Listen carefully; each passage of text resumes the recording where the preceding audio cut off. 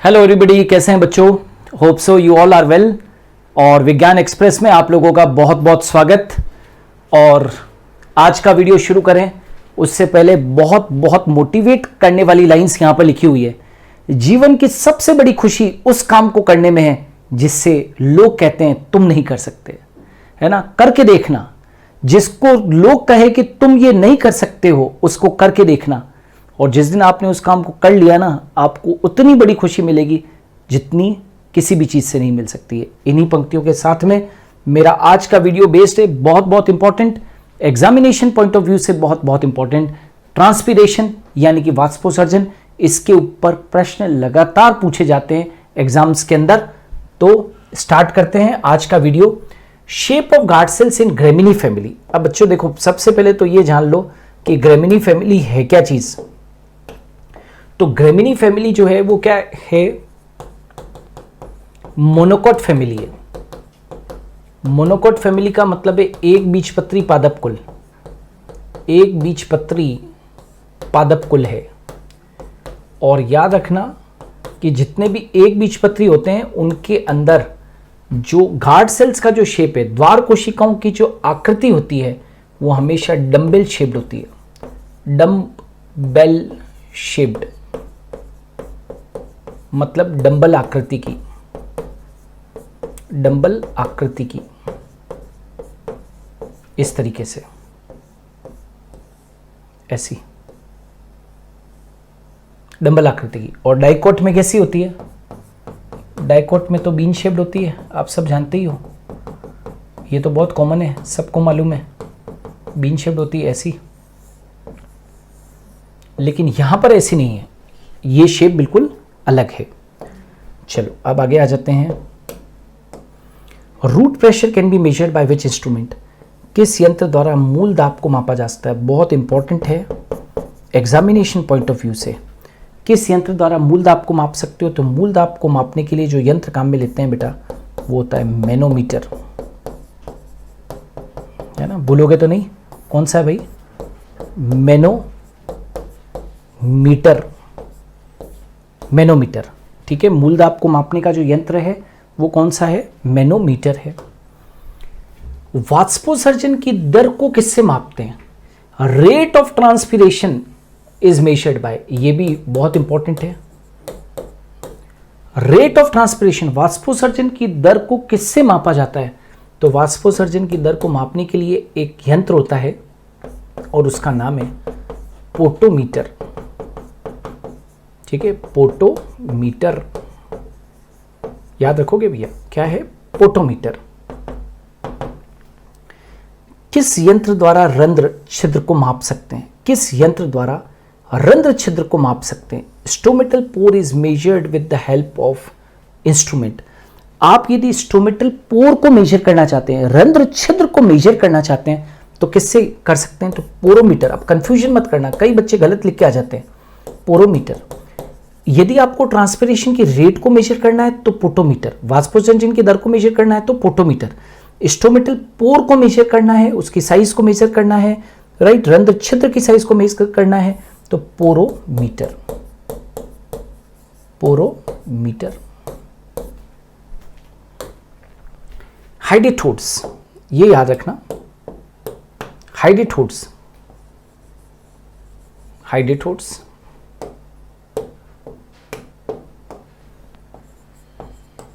हाइडेटोड्स are related with. Question क्या है? हाइडेटोड्स संबंधित है। हाइडेटोड्स कहां पर होते हैं बेटा? पत्ती के किनारों पर होते हैं। ऐसे ये पत्ती है तो इसके किनारों पर, यहां पर ये क्या होते हैं? हाइडेटोड्स होते हैं।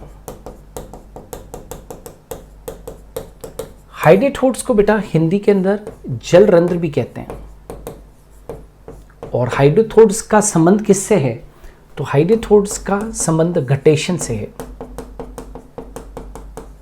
गटेशन, गटेशन को हिंदी में कहते हैं बिंदु स्त्रवण, है ना। यानी कि बिंदु स्त्रवण क्या होता है? पत्ती के किनारों से, पत्ती के किनारों से जल का बूंदों के रूप में बाहर निकलना, बूंदों के रूप में बाहर निकलना।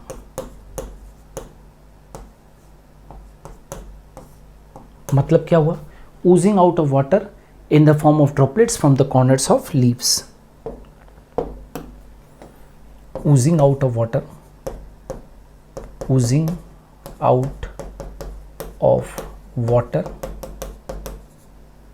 in form of droplets from corners of leaves.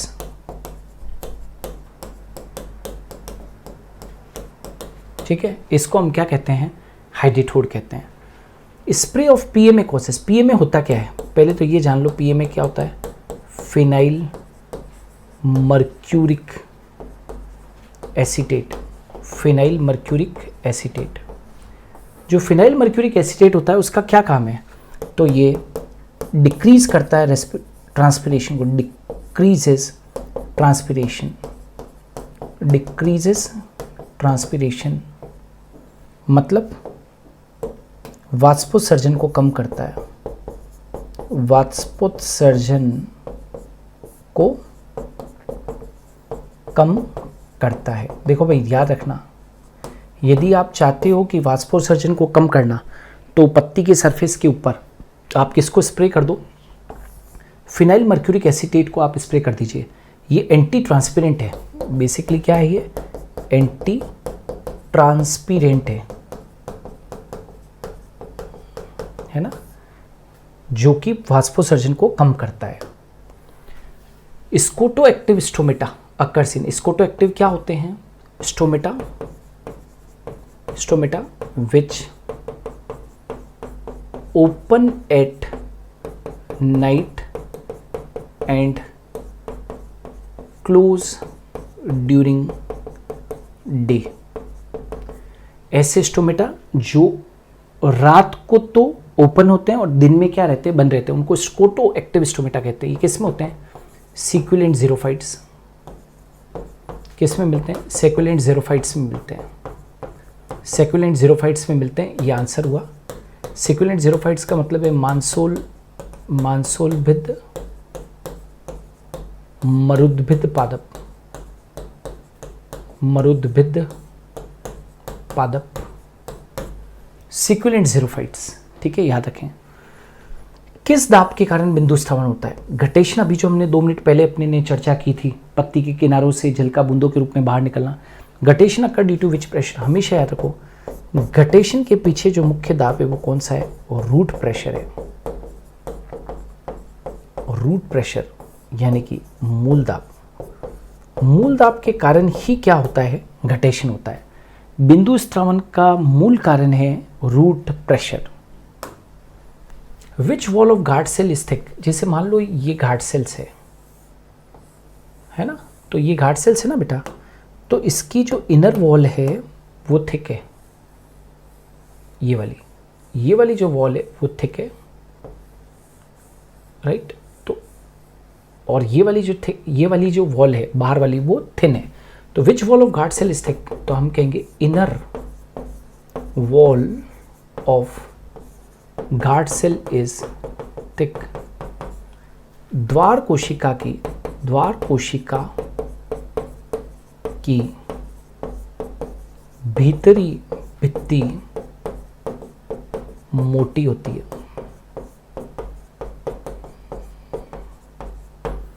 Which type of transpiration is very common? कौन से प्रकार का वाष्पोत्सर्जन सबसे सामान्य होता है? देखिए वाष्पोत्सर्जन 3 तरीके का होता है। रंध्रीय वाष्पोत्सर्जन यानी कि स्टोमेटल ट्रांसपिरेशन, क्यूटिकुलर ट्रांसपिरेशन और लेंटिकुलर ट्रांसपिरेशन। तो जो सबसे कॉमन होता है वो कौन सा होता है? Stomatal transpiration. स्टोमेटल ट्रांसपिरेशन मतलब कि रंध्रीय वाष्पोत्सर्जन। रंध्रीय वाष्पोत्सर्जन, राइट, कितना? 90%।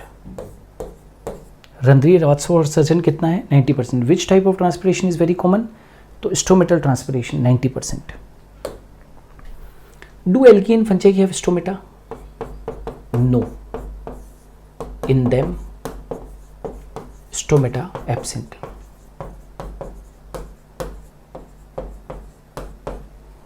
है ना, तो आप लिखोगे शैवाल व कवक में रंध्र, शैवाल व कवक में रंध्र अनुपस्थित।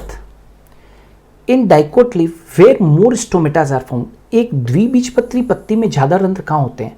तो हमेशा याद रखो डाइकोट लीफ में बेटा लोअर सरफेस पे होते हैं, लोअर सरफेस पर, मतलब निचली सतह पर। निचली सतह बोले तो कौन सी? आप कह सकते हो डोर्सल और एबैक्सियल।